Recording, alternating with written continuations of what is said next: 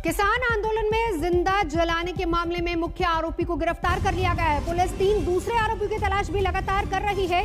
आरोप यह है कि हरियाणा के बहादुरगढ़ में किसानों के धरना स्थल पर ही एक गांव वाले को जिंदा जला दिया गया। मामला बुधवार का है। गांव वालों के मुताबिक कसार गांव का किसान मुकेश भी धरना स्थल पर ही आता जाता था।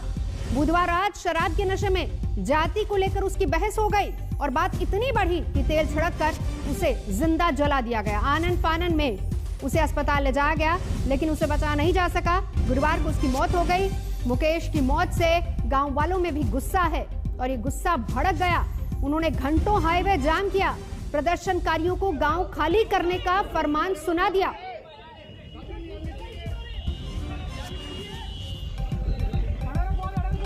जो तस्वीरें दिखा रहे हैं, हालांकि इस पूरे मामले में कह रही है हरियाणा सरकार की जांच की जाएगी, लेकिन मुख्य आरोपी कृष्ण को फिलहाल पुलिस ने पकड़ लिया है। 3 और आरोपी हैं जो कि इसमें नामजद हैं, जिनकी तलाश फिलहाल की जा रही है। जल्द से जल्द ये कहा जा रहा है कि इनको पकड़ लिया जाएगा। मामला संगीन है। शराब पीने के बाद जाति को लेकर बहस हुई थी और इसी बहस के बाद तेल छिड़क कर आग लगा दी गई। हालांकि अस्पताल भर्ती करवाया गया, लेकिन जान नहीं बच पाई और मौत के बाद ही गांव में गुस्सा भड़क उठा।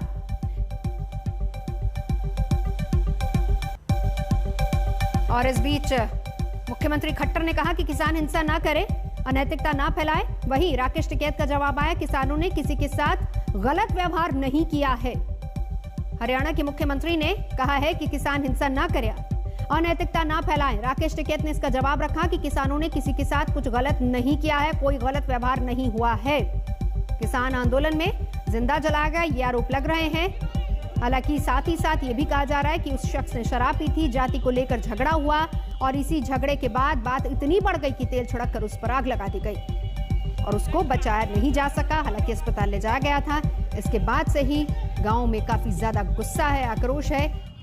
3 तस्वीरें देखिए किस तरीके से पुलिस हालांकि मामले की जांच कर रही है। मुख्य आरोपी गिरफ्तार हो चुका है, लेकिन दूसरे 3 अभी भी फरार हैं, जिनकी तलाश की जा रही है। इस बीच देखिए किस तरीके से बवाल वहां पर हुआ। गांव के लोग वहां पर बाहर आ गए, हाईवे जाम किया।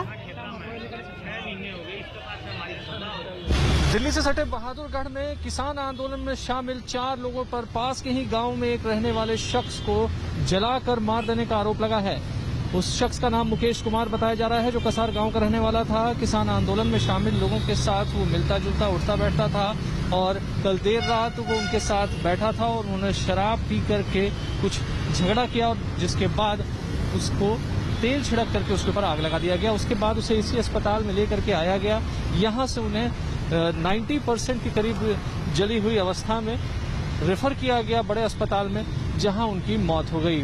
उनकी मौत के बाद उनके घर वालों ने सड़क जाम कर दिया और कसार गांव के 3 किलोमीटर के रेडियस के अंदर से सारे किसान यूनियन के जो आंदोलनकारी हैं उनको हटाने की मांग की है। पुलिस ने फिलहाल मुकदमा दर्ज कर लिया है। और इस पूरे मामले को लेकर अब सियासत भी हो रही है। किस तरीके से हरियाणा सरकार और किसान नेता आमने सामने है, क्या कुछ बयानबाजियां हो रही हैं, सुनिए जरा। शांति प्रिय किसान आंदोलन चलता रहे तो हमें भी उसमें कोई आपत्ति नहीं, लेकिन जो इनकी हिंसात्मक गतिविधियां न केवल अहिंसात्मक बल्कि न केवल हिंसात्मक बल्कि अनैतिक गतिविधियां भी जो इनकी होने लग गई हैं, ये बहुत एक चिंता का विषय है। इससे सारा मैंने अवगत कराया उनको। टिकरी बॉर्डर हो, सिंगू बॉर्डर हो, जिस प्रकार स्थानीय लोगों का विरोध वो करते हैं और स्थानीय विरोध भी उनका विरोध करने लगे स्थानीय लोग भी। और अनैतिकता की तो सीमा हो गई है, कई घटनाएं उसमें आ गई हैं, आपको भी उसकी जानकारी है ही। चाहे वो बंगाल की युवती के साथ हुआ हो, चाहे एक विदेशी महिला के साथ छेड़खानी की बात आ रही है, और अभी तो हमको जानकारी मिली है कि वहाँ इस प्रकार के बहुत एक रूटीन का अड्डा भी बन गया है महिलाओं के साथ व्यभिचार का।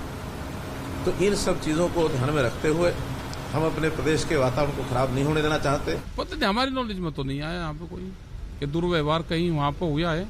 कोई हुआ होगा तो वे बतावे, उसकी पूर्ण रूप से हम भी जांच करेंगे, उसके खिलाफ कार्रवाई करेंगे। एक महिला की वहाँ पे जो पहले एक जो घटना हुई थी उसकी पूर्ण रूप से रिपोर्ट दर्ज करवाई संयुक्त मोर्चे ने, और उसमें शायद 1 या 2 लोग अरेस्ट भी उसमें हुए। हिमांशु मिश्रा मेरे सहयोगी हमारे साथ जुड़ चुके हैं। हिमांशु, सीधा आरोप किसानों पर लग रहा है। राकेश टिकैत कह रहे हैं कि किसान इसमें इन्वॉल्व नहीं है। पुलिस ने जिनको पकड़ा है उनका किसानों से क्या ताल्लुक है, आरोपियों का? देखिए, अभी पुलिस का ये कहना है कि जो इंक्वायरी चल रही है उसमें मुख्य आरोपी जो है एक वो पकड़ा गया है, जबकि 3 लोग फरार हैं। जानकारी ये आ रही है कि ये लोग काफी दिन पहले किसान आंदोलन में शामिल हुए थे और उसके बाद यहाँ पर जो मुकेश है, जो पास के गांव के रहने वाले हैं, वहाँ पर उनका आना जाना शुरू हो गया था और धीरे धीरे आपस में बातचीत भी होने लगी थी। और इसके बाद आना जाना जब बहुत ज़्यादा बढ़ गया था, इसी दौरान बुधवार को झगड़ा हुआ था और झगड़े के बाद इस वारदात को अंजाम दिया गया।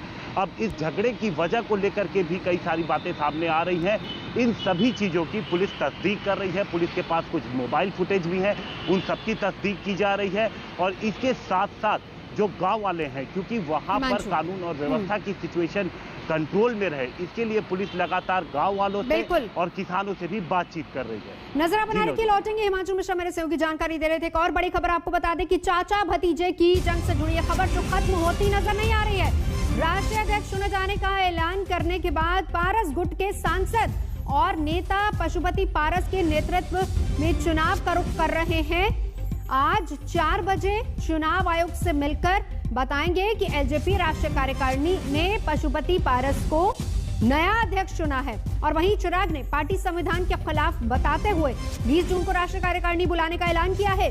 चिराग ने खुद को शेर का बेटा बताया और सुप्रीम कोर्ट तक जाने की बात कही।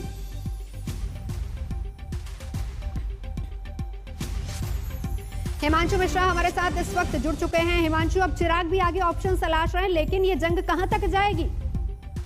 देखिए, बिल्कुल मैं आपको बता दूं कि ये जंग जो है वो कोर्ट तक जरूर जाएगी। जिस तरीके से लगातार दोनों तरफ से जो है ये कोशिश की जा रही है कि पार्टी के ऊपर किसी तरीके से कब्जा बरकरार रहे।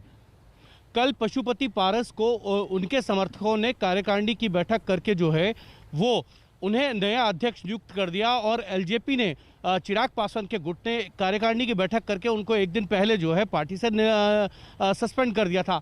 अब जो है पशुपति पारस जो है चुनाव आयोग जा रहे हैं और ऐसे में चुनाव आयोग जाकर वो जो है वो वहाँ पर ये दावा पेश करेंगे कि अब पार्टी के वो नए अध्यक्ष हैं और चुनाव आयोग उनको जो है अध्यक्ष के तौर पर मान्यता दे।